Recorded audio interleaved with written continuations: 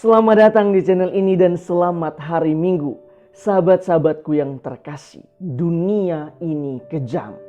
Sekalipun kita telah melakukan ribuan kebaikan, tetapi jika kita kewalahan dan tidak sengaja melakukan satu kesalahan saja, maka kita akan dihina, dimaki, bahkan kita akan ditinggalkan oleh sekian banyak orang.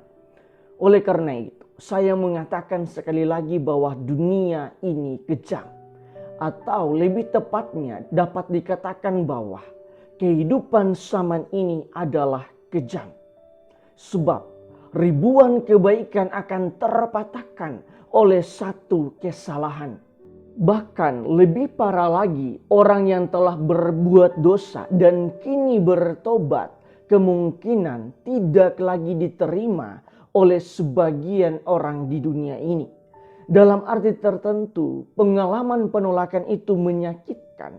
Apalagi jika masa lalu kita menjadi tolak ukur untuk menilai kita di masa kini. Di dalam bacaan pertama, Santo Paulus mengalami pengalaman penolakan ketika ia berkunjung ke Yerusalem untuk pertama kalinya setelah peristiwa panggilan dan pertobatannya di Damsyik.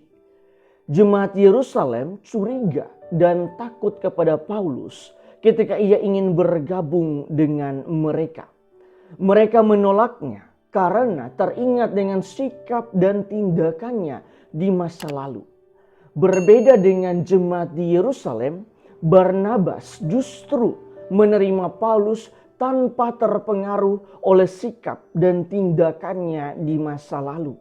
Sikap Barnabas menunjukkan tindakan kasih seperti yang ditulis oleh Santo Yohanes di dalam bacaan kedua. Santo Yohanes mengajak kita untuk saling mengasihi satu dengan yang lain sesuai dengan perintah Kristus.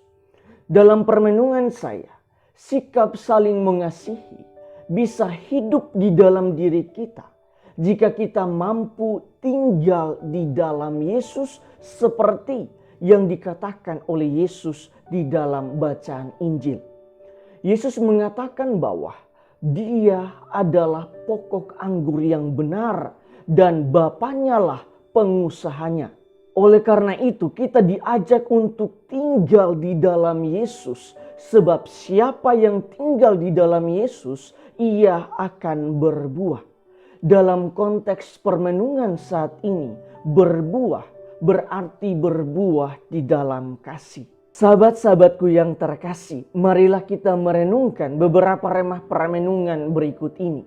Pertama, kita belajar untuk menjadi manusia yang penuh kasih, yang tidak dengan mudah mematahkan ribuan kebaikan orang lain hanya dengan satu kesalahan yang dibuat oleh orang tersebut. Bagaimanapun juga, kita semua manusia di dunia ini adalah manusia yang lemah dan pasti akan pernah jatuh di dalam kehidupan ini. Karena itu, marilah kita berbenah diri sendiri daripada menjudge orang lain, menilai kesalahan orang lain, apalagi sampai menolak orang tersebut. Ingatlah bahwa pengalaman penolakan adalah pengalaman yang menyakitkan.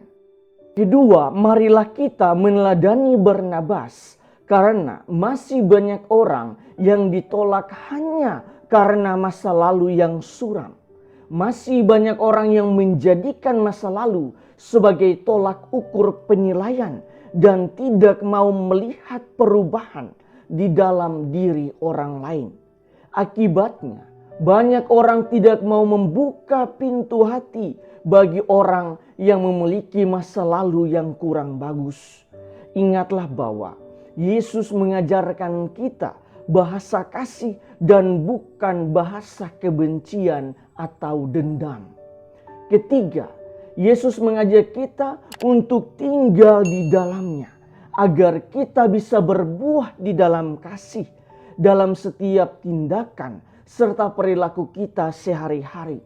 Berbuah dalam kasih yang dimaksudkan di sini ialah agar kita tidak mudah menjudge orang lain, menilai orang lain berdasarkan masa lalu mereka dan lain sebagainya. Tetapi kita tetap memberikan kesempatan kepada orang lain untuk dapat berbenah diri dari waktu ke waktu. Ingatlah bahwa kesempurnaan itu adalah milik Tuhan sendiri. Oleh karena itu, janganlah kita mengambil peran Tuhan untuk menjadi hakim bagi sesama kita. Karena pada dasarnya kita semua adalah tidak sempurna. Tuhan memberkati kita semua.